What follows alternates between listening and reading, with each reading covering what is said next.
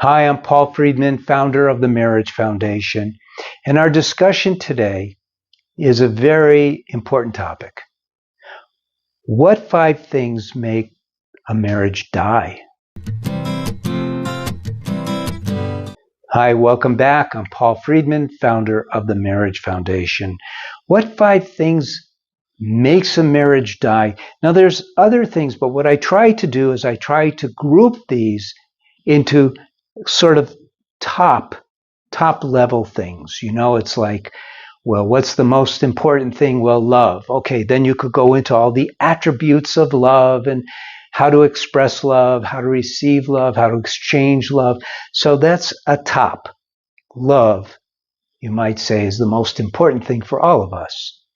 So what are the top 5 attributes that make a marriage die? Now, I had to know this. I didn't always help save marriages. In 2001, I was a divorce mediator, and I used to help people break their marriages apart. And I made a lot of money doing that. I was in San Diego. It was very profitable.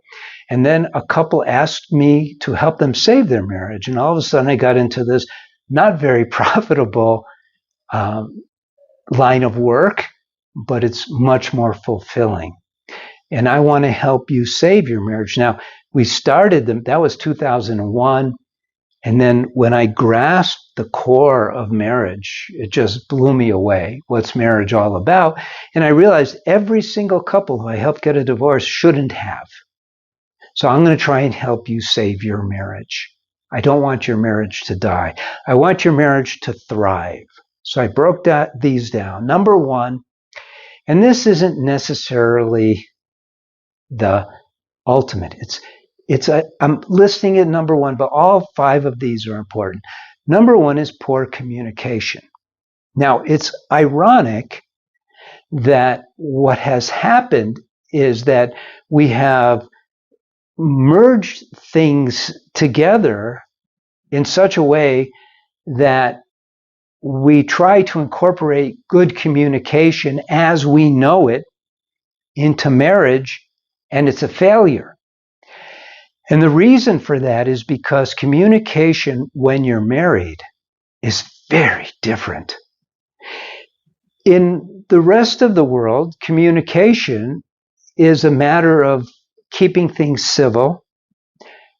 And most importantly, in the world, trying to get something, trying to get more, trying to do better, right? It's like we live in a very competitive world. And so naturally, we're buying something, we're communicating in a way to get a better deal. We may be smiling, we may be trying that approach. Well, I'll be nice and maybe they'll give me a better price and like that. It's always trying to gain something. But if you do that in marriage, it's off-putting, isn't it? But we're not taught this. I mean, if your wife or your husband is trying to score something from you, that's not nice, right? I mean, you expect that if you go in to buy a car, but you don't expect that from your husband or from your wife. You want to be speaking on a different level. And people don't consciously adjust to this venue of marriage in that way.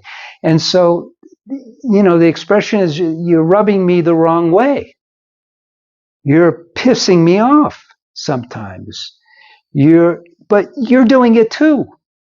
It's because we haven't been taught. Marriage is a sacred venue because its very foundation is love. So, what does that tell you about communication in marriage? It should be all about love. What does that mean in practical terms? Glad you asked.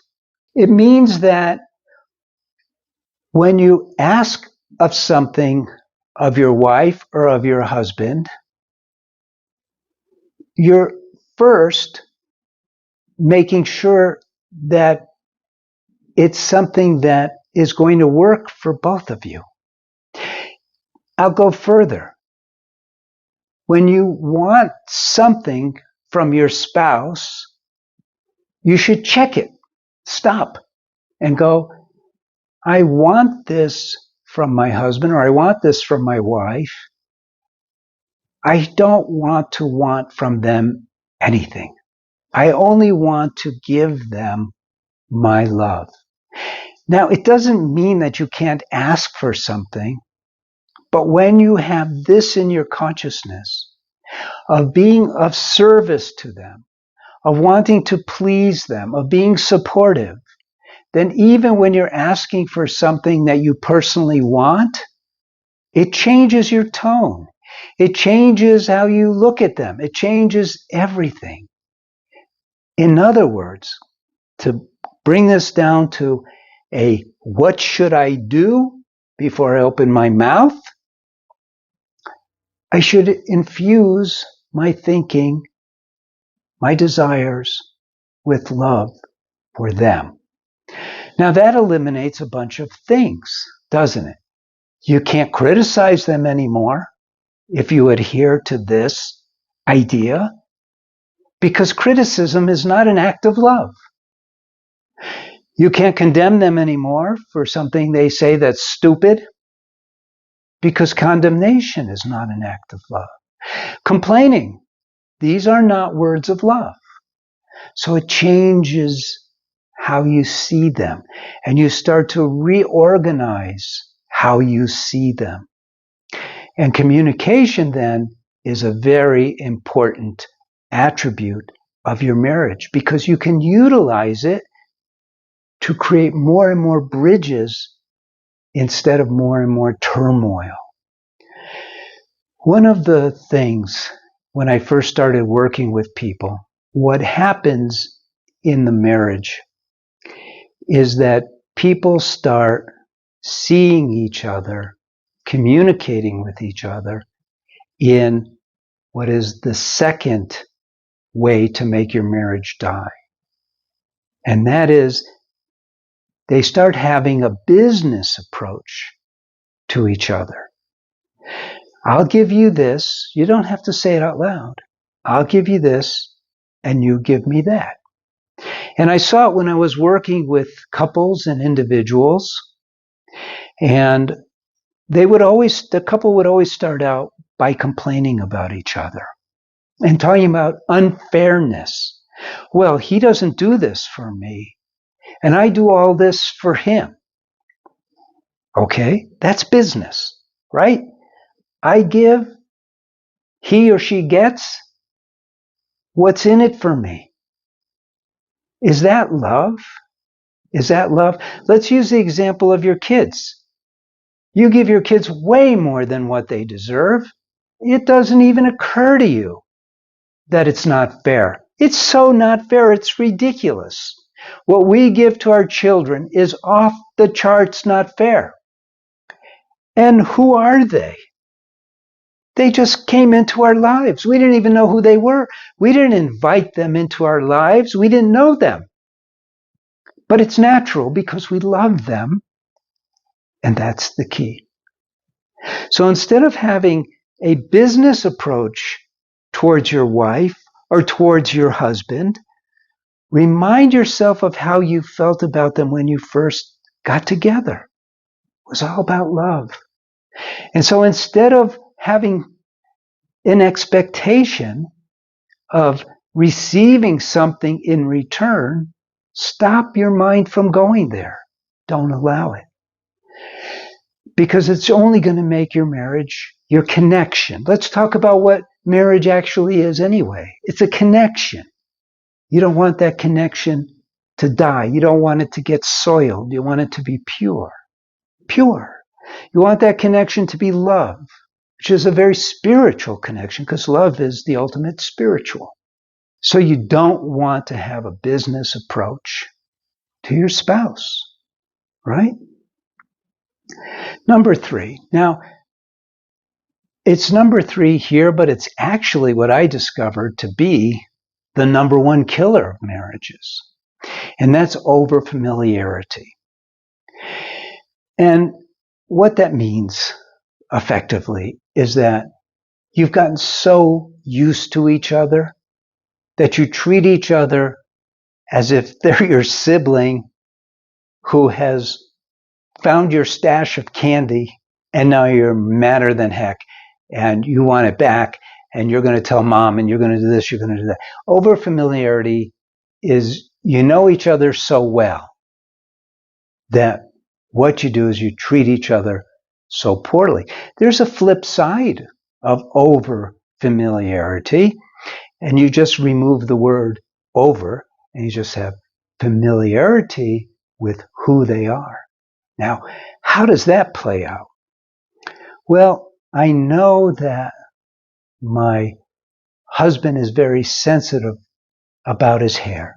I'm never going to say anything about his hair because I know how sensitive he is.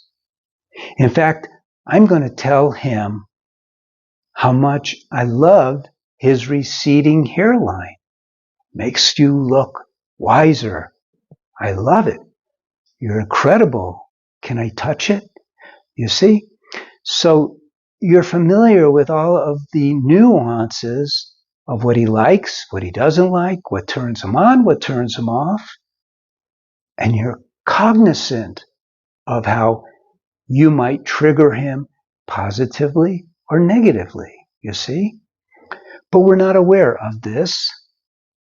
And so what happens is we end up going, look at you're losing your hair, right? Not cool. Okay, now we're getting into all of this, but if you're looking at this video because your marriage is in trouble, then I've seen different stages of trouble. I've seen stages where you just need to be reminded. And in those cases, watching these videos, obviously subscribe, is going to help you tremendously. Because you have a little problem here, you have a little problem there, nothing big. Then, well, it's kind of rocky. My marriage is kind of rocky. I really want to have a better marriage. Get one of my books. Either one is fine. Either Lessons for a Happy Marriage or Breaking the Cycle. They're good books. They've been around for a while. You could check them out on Amazon or go to our website and you could get one of these books and they'll be very, very helpful. In fact, in some cases when a couple is on the same page about wanting to help their marriage, I say, well, just read Breaking the Cycle or Lessons. Read it together, just a page a night. Keep it on your nightstand and it'll be of tremendous help. Now, I figured that one out because I was working with a screenwriter. He wrote a very famous movie. And I worked with him and his wife. She was also in the movie business. Remember, I was in San Diego, California. And he said, Paul, this is magnificent. And so and I keep it on our nightstand every night. We just read it together. And it's really helped us. In fact, we've started going to church together and da-da-da-da. So that's how I got the idea. But if your marriage is in trouble, don't be afraid. I've rarely seen a marriage that I can't help. And the most powerful tool we have for helping marriages are the online courses. There's one for men and there's one for women. Very powerful stuff. And it begins with a 3-day free trial, so you really get a taste of what you're getting into. Great stuff. Let's get back to this. Number four,